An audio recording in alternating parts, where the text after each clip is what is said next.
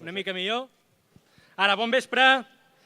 Un agraïment a tots els que heu volgut venir en aquesta festa de la democràcia, a perdre el partit del Barça, estar des de les 6 fins a la 1 en aquesta festa. Un agraïment sincer.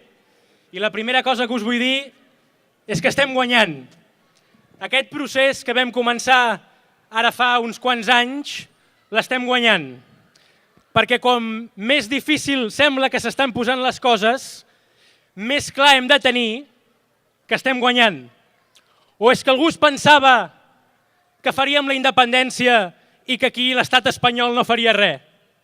O és que algú es pensava que el Partit Popular no m'hauria dit o que el Partit Socialista estaria de la banda de la democràcia i dels catalans? Qui s'ho pensava, això? Ningú. Ningú. Per tant, ara que reaccionen de la manera aquesta violenta que tenen, és la màxima garantia que hem de tenir que estem guanyant.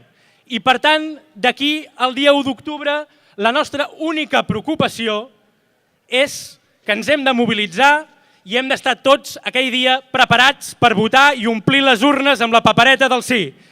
Oblideu-vos dels mecanismes, d'on són les urnes, d'on són les paperetes. Això ens l'ocupem nosaltres. Vosaltres us ocupeu d'omplir els col·legis electorals i d'omplir les urnes amb un sí. No en tingueu cap dubte d'això. I aquests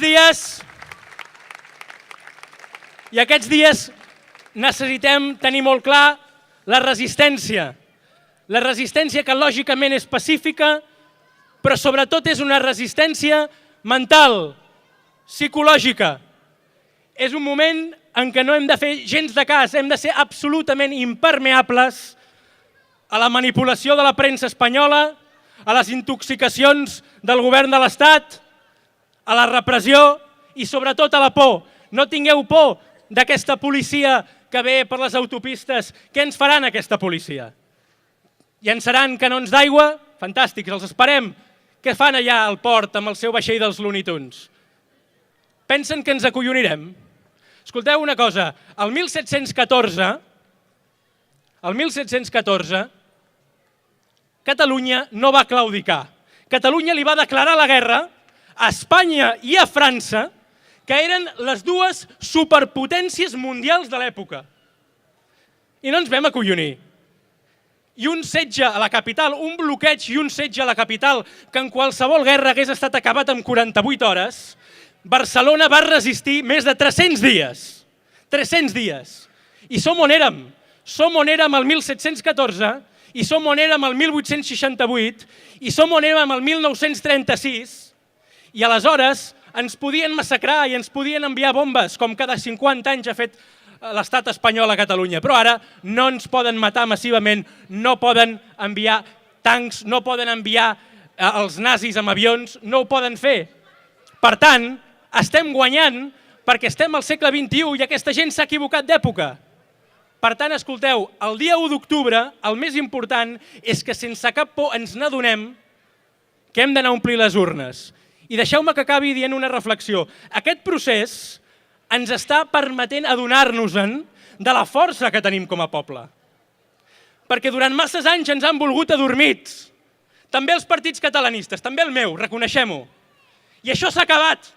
Això s'ha acabat. Per tant, de la mateixa manera que ens estem aixecant com a poble, que ens estem reconeixent aquesta força que tenim perquè la història ens l'ensenya i que ara estem disposats a tornar-la a aplicar, aquests dies apliquem-nos aquest reconeixement també a nosaltres com a individus.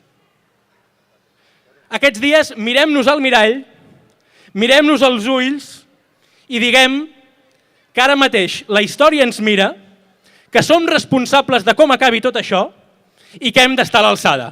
Per tant, guanyarem, no en tingueu cap mena de dubte, força, ànims, endavant i visca Catalunya lliure.